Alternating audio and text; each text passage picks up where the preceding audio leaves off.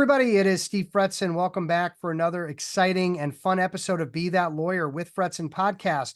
We are here twice a week to ensure that you are that lawyer, someone who's confident, organized, and a skilled rainmaker. And there's a lot to do as a lawyer today. There's the billable hour, there's the business development and marketing, and there's the finance piece. And I think like there's a lot of different things that lawyers don't know about running a business or managing their money and their finances. And like I had a guy who wanted to work with me, Justin, and I'll make up a number and say, let's say $1,000 a month. Okay. And he couldn't do it. He's like, I'll have to call you in a year. And I'm like, why? He's like, because I got all these things going. I'm just like thinking in my head, how much, first of all, it's a write-off. Second of all, it's an investment. Third of all, like if you don't have $1,000 to put at something a month, that's going to grow your book of business. That's going to make a big difference in your world. That's concerning to me, like on how that person's running and managing their finance. And by the way, if you're listening and I'll make up a name and say, Bob, don't worry about it. We'll work it out. But you get, but do you see what I'm saying? Like you should have money in the bank for things that you want to do, not just your Disney trip with your family or something.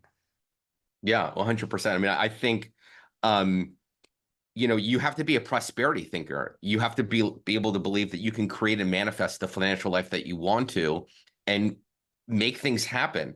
Yeah. A poverty thinker is freaking out about, oh, it's too much money. There's lack. There's nothing really there. It's not going to work out. I'm going to waste money. But one of the best investments that we can make is obviously in ourselves.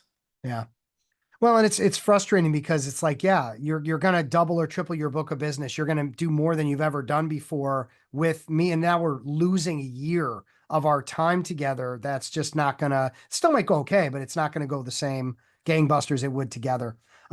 Justin, let's start off with our quote of the show. And I appreciate you being here, man. Lot of goodwill to share about you. For those listening, Justin Krane is the president of Krane Financial Solutions and also my financial planner. So, if you want to know, like you'll find out today why I chose Justin and what he's done for me. And it's been absolutely eye-opening. But the quote of the show, as we love to start off with, is more of the same equals more of the same. So welcome to the show and share why that quote is famous to you. Yeah, thanks again for having me, Steve. So on the one hand, like if things are working and you want to have success, then keep doing what's working, whether it's in your financial life, your business, what have you. But if you want to make a change in your business, you have to do something different to produce a different result. It's obviously Einstein's definition of insanity. Like, you can't do the same thing over and over and expect a different result. So you have to be massively intentional about what you're doing if you want the same result or a different result. So I love that. I have it up. It's like, I swear by it. It totally speaks to me. Yeah, it does. It does for me as well. And it's so frustrating when I see lawyers just having the same year every year and they're not happy. They're not getting where they want to be. They're not making equity. They're not scaling. They're not building the book of business and putting away and socking away the money that I think it's so important to do these days, especially, in your 30s through your 50s. That's the time to be, building wealth. Right. So Justin, give us a little background on yourself. And then I've got a ton of questions for you because I think talking about the finance of a business and the finance of personal finance of individuals that we need to get into the weeds on. Yeah. So I started out as a financial advisor at UBS and worked there for about 14 years. And for those 14 years, my mindset was, I don't think I have the skill set to be an entrepreneur and to run a business on my own. And I know a fair amount about investment management, but I don't know a lot about life. I don't know a lot about just money. I don't know enough about business. So I played it massively safe for like 14 years. I had very little confidence in myself, and more of the same equals more of the same. I did the same thing, grew steadily, but I wasn't feeling like I was my best version of myself. Finally, I had the balls to pull a Jerry Maguire, and I just did it one day. And I did it, and I planned for it and all that, and I left to go start my own firm. And looking back, it was one of the best decisions that I made, except it took me 14 years to do it. Yeah. I love business. I love entrepreneurship. I became a fee-only financial advisor, taught myself business money strategy as well. Actually opened a business along the way and then closed it, but kept that business money strategy. I've grown a business. I have a team of 4. I love what I do, and it's awesome. Yeah. So I love being an entrepreneur. Yeah.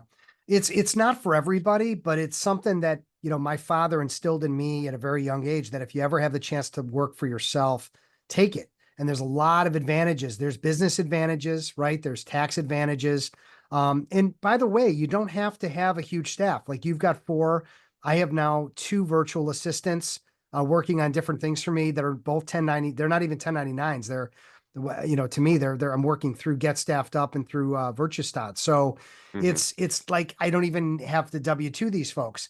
I guess that would make them 1099s. You would know that better than I. Yeah, yeah, I know. They There probably you would go. be at 1099. There you go. But I'm not paying them directly or having them as a 1099. The company is. So for me, it's even, Correct. in my opinion, safer.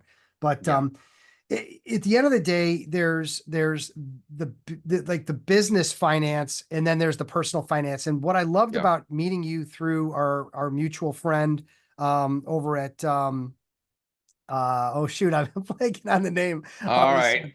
Get visible. Get Jason Visible. Cement. Yeah, Jason. Jason is awesome over at Get Visible.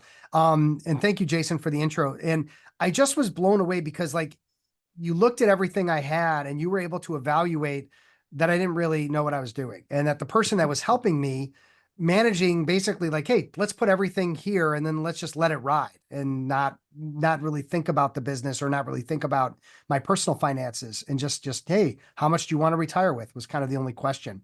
So Yeah. let's get into why attorneys struggle. And let's just talk about personal finances for starters. I mean, why do they Mhm. struggle with personal finances?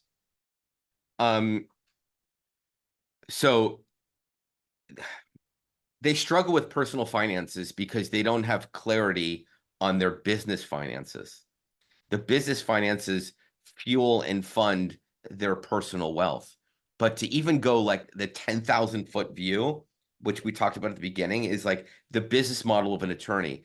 How is it that you're actually making money? Are you billing hourly? Are you getting leverage? Are you having someone work under you? Like what is the business model that you have? And that business model is the start. It's the engine that's going to fund sales in your business that ultimately are going to trickle in to the personal finances. So what happens with lots of business owners, whether they're attorneys or whoever, is the money comes into the business and they have all these bills in the business and they're not quite sure, what should I pay myself? How much money should I automatically transfer over? What about taxes? I'm hoping that I'm going to make money. I'm guessing that I'm going to pay this, but I really don't know what I'm doing. And I think I'm going to just let it go and I'm going to just float down the river and let life take me where I want to go. Yeah. And that's not the way we want to do it. Yeah. I spoke to an incredibly bright attorney last week who, came out like had her year, had a great year, made a ton of money, worked her ass off, and then had like $100,000 tax bill to pay. And she wasn't really prepared for that. And Yeah. it's like, geez, if she had the ability to meet someone like you who would have worked through, how to invest the money or how to, harbor it in 401k and profit sharing and other legal means, right? Hmm. I use the word harbor. I probably that Yeah, you're sounds good. it You're sounds good. like I'm being shady there, but no, like how do we take the money and pay the least amount of taxes, pay the fair amount of taxes, but pay the least amount possible? Yeah. Well, the thing is you have to have a game plan and a vision for where you want to go, and you have to have clarity. This is the most important thing.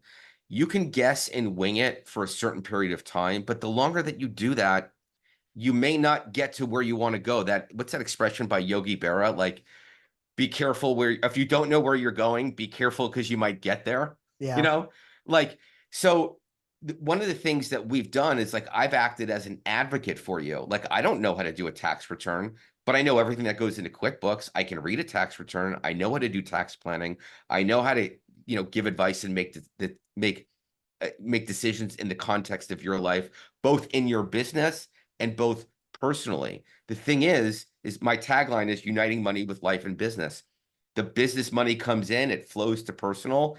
You got to have some clarity on what's going on. Otherwise, you're going to get this surprise. And the feeling of a surprise or a regret it's not a good one. And No. then we think like, gee, I'm not where I am financially based on where I thought I'd be. Like I thought I'd have $1 million more or whatever it is. And then we have this like identity of like, hey, like I'm not happy with where I am, Yeah. and I should have done blah blah blah. Yeah. So let's get in front of that. But the thing that I'm tired of, and this, I'm not going to shout out anybody, but like, all right, Steve, how much do you want to retire with? What do you and your wife need to retire? Okay, so we want to get to a certain number. And then it's like, how much do we have to put away to get there? Okay, so that's like the most basic level of financial planning is how much do you want, and then how much do you have to put away, and then how do we do that? But what you did was you went in to my business and looked at my P&L. You looked at all my bills. You looked at where I'm spending and investing money. You looked at Mhm. my personal finances. Like you went through Yeah. everything with a fine tooth comb. And then we were able to back out of that what needs to happen to, Yes. to get where we want to be, but also to how are we handling the day? How are we handling the year, not Totally. not just the future? Yeah. Well, it's the business model, Steve. We looked at your business model. You were clear with me on what you're doing and how you're transitioning. We made some assumptions. We looked at the numbers and then we make decisions on that. And Yeah, just, it's so much easier to make decisions when you're clear on what you want and you understand how you're going to get there. yeah, And then you feel good about it. yeah. So, what are the big rabbit holes that people have regarding their personal finances? So, a lawyer's making $500,000 a year. Now, anyone that hears that number, give or take, is going to go, "That's a great living." Like if you make Mhm. 100,000 a year, that's good. 500,000 is great, but they're not living a great. They're not saving Mhm. anything. They're not staying above. I know someone who does 1 million a year and had to get money from his father because he didn't have money to pay for a certain thing that came up. What's going on with that? I think it's automation. I mean, everyone listening, you know that you need to automate your finances. Like it's like you know you have to brush your teeth when you go to bed. Like, but are you doing it? Right? So the automating means you have to automatically pull money out of your business account into personal. Then once it gets into the personal account, it has to automatically go somewhere. So what amount should you be doing? How much can you afford? How much automatically has to be invested? How much automatically has to go to a savings account? Like, how do you do that? If people knew what those numbers were, they'd be much better off. But the thing is, you don't. And then you start to guess. So I'm a big believer in automation. Why? Yeah. It removes emotion, just like it happens automatically.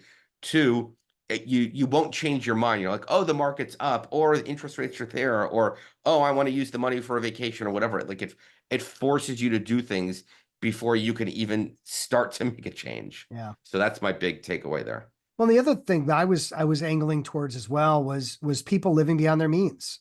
They've got the big Hmm. house, they just bought a Hmm. boat, they take these big vacations. I mean, vacations used to be, 5 grand. You can't get a vacation for 5 grand. It's 10 grand, it's 20 grand to go on a Yeah. family vacation these days. So, Yeah. I think that's a big problem, people with credit card debt. I mean, there's all these things that are Hmm. happening and people aren't really tracking it well enough. So if you're investing and saving for your future, you can't spend gobs of money on a $50,000 trip to Hawaii or buy yourself a yacht unless you go into debt to do that. But if you're really trying to get ahead and you're automating your money, it's going to force you to review and think about your lifestyle. Now, Mhm. so many people talk about like this book, The Psychology of Money. It's a great book, written by Morgan Housel, and he talks about as you make more money, the goalpost keeps moving as to what you Right. want. You're Right. spending more, lifestyle creep comes up. You Yeah. have less money that you invest. So yeah, I think you're onto something there. And I think there's just a deeper issue that really goes on with people spending. They don't feel that they deserve it. They had a really, really hard childhood as a kid where something happened with money with their parents, or somehow they got influenced with it and they don't have a good relationship with it. Yeah. Yeah, it's funny that's occasionally when someone says something like that to me, I think it's the late great Larry Fretzin, my father, that Larry the lawyer. I talked about him on the show, but he didn't value because he grew up in the projects of Chicago and he grew up with nothing. They couldn't afford baseball mitts. They had to play softball because they couldn't afford mitts. And Wow. and food has been, I mean, he'd always say, I'd rather have a McDonald's hamburger than an expensive steak. And he wasn't joking because he didn't value food and he didn't value that experience where we all do. You go to drop a $300, on a Yeah. in two people to have dinner. We don't think twice about it because it was such a lovely, unbelievable dinner, whatever. I would sit and watch him. It was like almost like an activity for me to watch him review the bill and who had the dessert. And he was working, if there was a penny out of place, he was going to say something. And that was like a after dinner activity for me. But I get what you're saying, that it's like what we value. And then, just thinking about, hey, we want to live for today. So we spend more than we probably should. And then it ends up haunting us. Yeah, well, I think there's a balance. I mean, you know, um, we've each had deaths in the family, recently, and you're like, we're all at some point going to die. We all have to deal with our mortality, and we all are faced with this decision of live for today or save for tomorrow. And I think there has to be a balance. Yeah. I really, Yeah. really do. I think because we're going to look back and we're going to judge our life on like, who was I? Was I a good person? And did I use the money in a way to give me meaningful experiences? And maybe did I leave a legacy as well? Yeah. Whatever that means. Right. Right. Yeah. Great stuff there. So there's a statement you've made that I've heard you say called a return on life. What does that mean? A return on life? Just that, like if you use your money wisely and spend it and invest it in a way that brings you meaning, then you're going to have a return on life. So I'm in the middle of writing a book about my second book about financial independence. And people like financial independence means you have to have gobs of money that you just live off of and you do nothing. That's really financial independence. So to get there, you have to save a ton of money to be financially independent. So let's say you save all of this money and you do nothing. And then when you're 83, you're financially independent. Yeah. So you're 0% along the Congratulations. way. Yeah. So I'd rather be 45% financially independent along the way than 100% financially independent when I'm 85. Yeah. So return on life means you have to use that money wisely that gives you meaning and fulfillment with some sort of balance. Because otherwise, it's like you're not going to have any fun. Like, I don't actually mind if someone goes and spends $10 for a cup of coffee at Starbucks, as long if that brings them meaning, or spends money and takes their family to Hawaii on a vacation, as long as there's balance, and as long as this is very important, they're aware of what they're spending money on, Yeah. consciously spending money on. Yeah. And understand that there may have to be some sacrifice, right? I mean, if all you're doing For is one sure. side of it and not the other, you're just doing the spending, not the saving, Yeah. that bubble's going to pop at some point. Yes. Let me bring it back to this, though, for the attorneys listening about spending in your business. You have to have a reframe. It's investing in your business, especially working with someone like Steve or hiring a consultant. You have to do a reframe. Spending means the money's gone. Investing means there's going to be an ROI and you're going to see cash flow come from the other side. Just think about that. Spending, poverty thinking. Mhm. Investing, prosperity thinking. Yeah. I love that. I love that. And I've also heard you say, on occasion, today is National Get Your Head Out of the Sand Day. What does that mean? Yes. Like, look, the people listening, and I know you know who you are. You have to have some kind of clarity on what's going on with the numbers in your business and personally. It's like, all right, if my head is in the sand and I don't know that there's a problem and challenge in my business and I'm not aware of it, then it's not my fault. So if you don't deal with your money, eventually your money is going to deal with you. So today is National Get Your Head Out of the Sand Day. If you don't know what you spent your junior attorney that's on your staff last year, and you're like, I don't know, I should then figure out what that is. If you don't know what your rent is and you think your rent is high, figure out what that is. If you don't know what interest rate you're paying on your credit card debt, figure that out. If you don't know how much money you should be saving for retirement, taxes, a vacation. No more head in the sand. We got to get your head out of the sand and aware of what's happening so that you can actually take control of things and stop guessing and hoping, because Yeah. that's not going to get you anywhere. No, that's not a play that's going to work. Um, Here's a question for you. My wife and I have had separate checking accounts from day one. Now, we never fight about money, but there's also a little bit of a lack of transparency. I know what she makes. I kind of know what she spends. You know, Hmm. she gives me a little bit of money here and there to take care of bills, but mostly I take care of stuff. Um, I mean, there's people that have joint checking accounts and there's other ways to do it. Is there one that you recommend or that you find works best for couples to pool their money or to work intelligently together? I'm going to turn this one around and ask you how Oh you boy, work. Yeah, I got with myself into a trouble on this one. with a law firm that has two partners. Yeah. One partner um, is the day-to-day operations person. The other partner is the visionary, the rainmaker, what have you. They each think differently. Like one's like a creative quick start. The other one is like attention to detail. Mhm. And they kind of can butt heads sometimes. What do you coach them on and how do you get them to work together? I mean, it's transparency and trust, and it's letting people do what they do best. So that's, don't put the visionary in a position where that individual has to count numbers, right? Or has to look at Hmm. details. Hmm. Because if I have to look at details that one of the things I loved about working with you is you went through and you've handled the details and worked through the details with me because that's not my Yeah, jam. You could tell sure. I was in pain most of the Yeah, time we were yeah, going through that. yeah, So, yeah. but that's sort of my thought about it, that we need transparency, we need trust, but at the same time, let the people run the money who know what they're doing.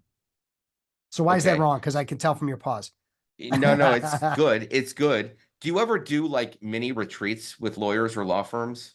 Do you ever Not do really. I that? don't Like really work with law firms. I work with lawyers. So lawyers. Okay. I do have groups of lawyers that I work Yeah. with, teams, and I'm, Yeah. would love to get them all in Chicago for a retreat, but I haven't pulled the trigger on that yet. Okay. But let's say you do like a video call with like two attorneys. Okay. I would believe that at the same firm that you're gonna somehow get them to have a buy-in on what the vision is for the firm Yeah. and what they both want, Yes. right? The visionary might do different things. The numbers Different detail hats. They person got to might wear different hats to exactly, be successful. exactly. Yes. So you and Lisa don't necessarily have to be in the weeds together, but if you both have a common goal on that you agree on and that you know that you're going to work towards, the minutia little things will fall into place and it'll be that much easier, much more easier to do it. I'm going to go a little bit deeper and just like how does that actually work? Well, what do you guys both want? You want to travel a little bit more. You want to spend a little bit more time together. You want to enjoy, the mid years of your life. Okay, great. So if you have that, it's so much easier to make financial decisions when you both have a common goal. Yeah.